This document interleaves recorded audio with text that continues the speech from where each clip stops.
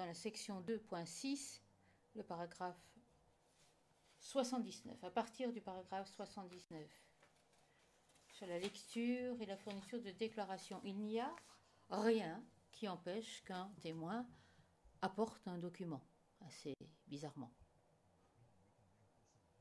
On peut apporter des documents personnels, si on le veut, lire des livres, mais il n'y a rien qui concerne les documents qui sont liés au procès. Ici, le témoin a la possibilité de se rafraîchir la mémoire en rentrant à l'endroit où il est logé, accompagné de l'unité victime et témoin, et examiner les documents qui sont concernés par ces débats, comme la lettre à laquelle on fait référence. Si l'on prend le paragraphe 91 de la décision,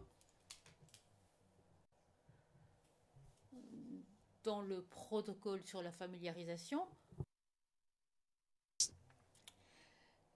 on y indique clairement que l'on rappellera au témoin que le matériel que le témoin a relu ne peut pas être apporté dans le prétoire. C'est-à-dire, les documents ici on fait référence à des documents fournis par les parties, du matériel de lecture, déclaration, annexe, liste venant de la VW, des documents que le témoin a consultés pour se rafraîchir la mémoire. Ici, selon nous, les parties doivent avoir accès au matériel que le témoin utilise pour se rafraîchir la mémoire et qu'il consulte le soir avant de venir ici, dans le prétoire. On ne sait pas en quoi ça consiste. Est-ce que c'est seulement les documents des Nations Unies? Alors très bien. Le témoin apportera ce document. Mais comme on l'a vu dans d'autres cas, y compris très récemment, et si un témoin peut consulter des documents auxquels les parties n'ont pas accès, à ce moment-là, son témoignage, je ne dirais pas qu'il est influencé, mais c'est quelque chose qui se fait en dehors de ce dont disposent les parties. Il y a donc deux choses. Il faudrait savoir si il faut amender le protocole de familiarisation afin que chaque document qui serait lié au débat et que le témoin apporterait à la ou avec lequel il se familiariserait soit remis à l'unité victime et témoin, et que le témoin n'ait pas accès aux documents en question une fois que son témoignage a débuté. Et cela concerne toute déclaration qu'il aurait faite à l'accusation. Ça, c'est le principe général. Deuxième chose qui entre en jeu ici de façon spécifique, tous les documents en possession du témoin et qui concernent ces débats. Je ne parle pas ici, bien entendu, d'un dossier médical que le témoin devrait utiliser la semaine prochaine. Je parle de documents liés au débat.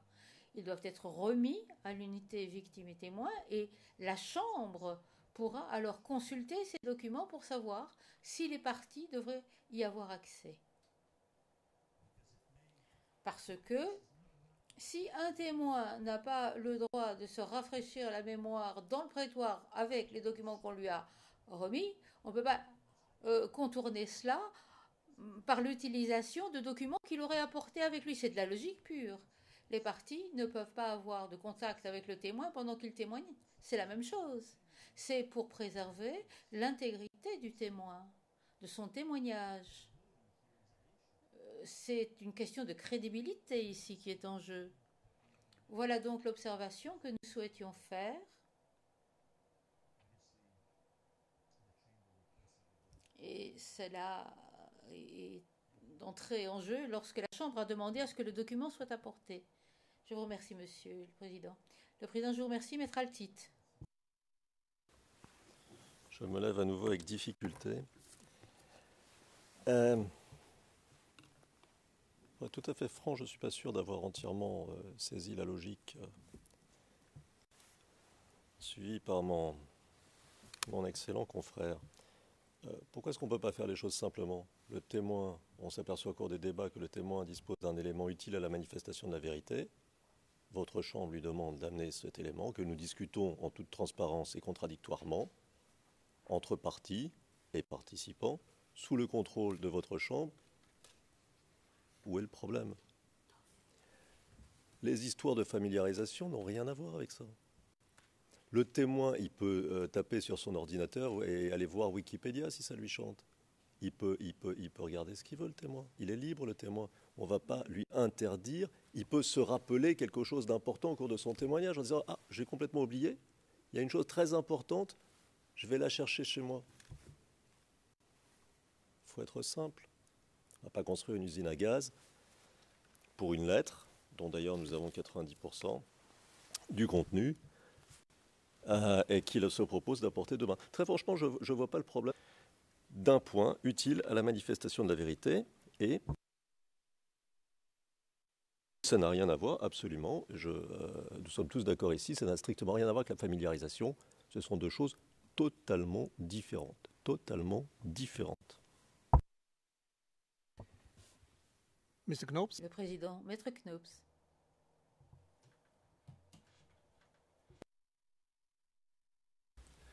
Thank you, Mr. President. Merci, Monsieur le Président.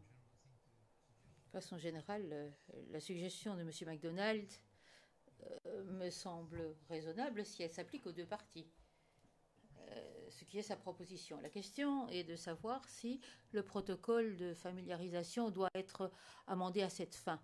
Si on consulte le paragraphe 90 du protocole, à la deuxième phrase, on dit que l'unité victime et témoin peut rendre compte de façon exceptionnelle au cours de la procédure de lecture de la déclaration et lorsque là, on y attire l'attention de la VWU.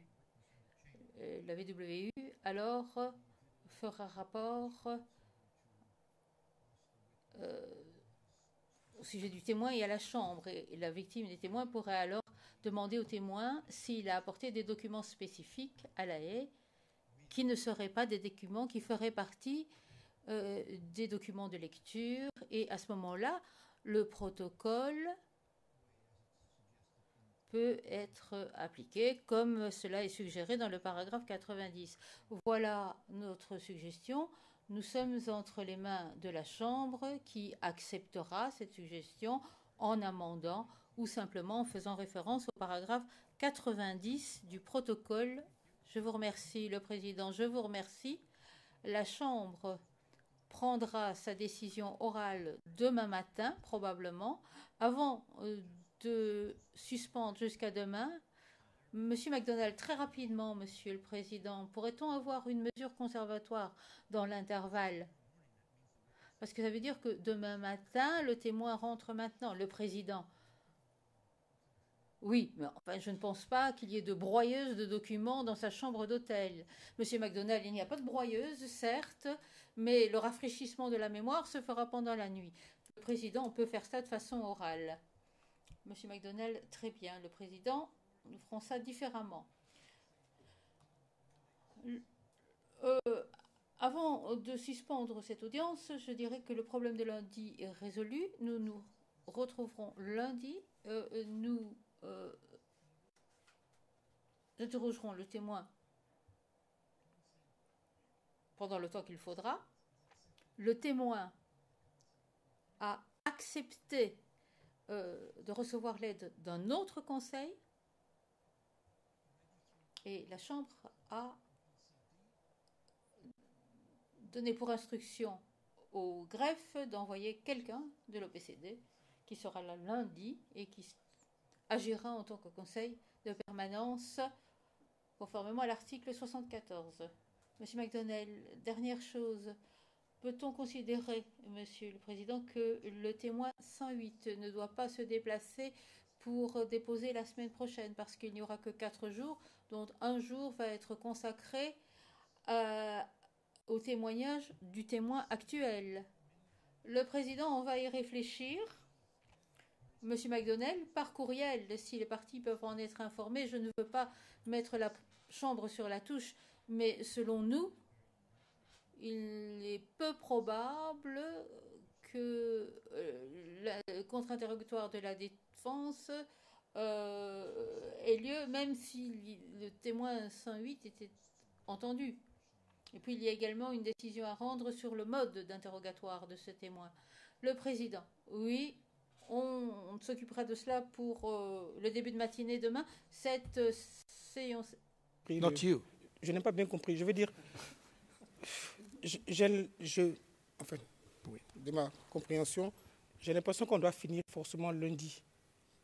Si j'ai bien compris l'accusation, je crois qu'on est obligé, parce que j'ai cru comprendre que après lundi, il reste 3 ou bien 4 jours pour un autre témoin. Alors que je ne crois pas qu'on ait encore indiqué ou bien dit qu'on finirait lundi. C'est juste pour m'assurer de ça. Si on est d'accord là-dessus, je n'en dirai pas plus. I said Le président, j'ai dit que nous continuerons lundi et que nous terminerons l'interrogatoire de ce témoin. Donc il n'y aura pas d'interruption.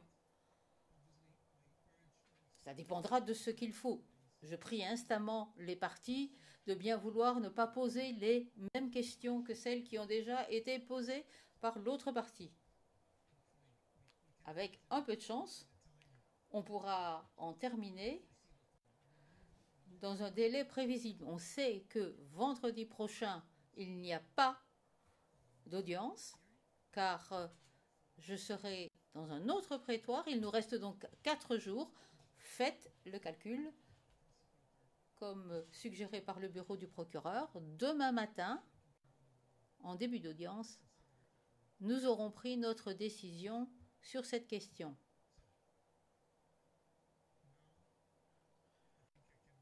Je pense que je peux maintenant mettre un terme à cette audience. Nous nous retrouverons demain à 9h30. Je vous remercie.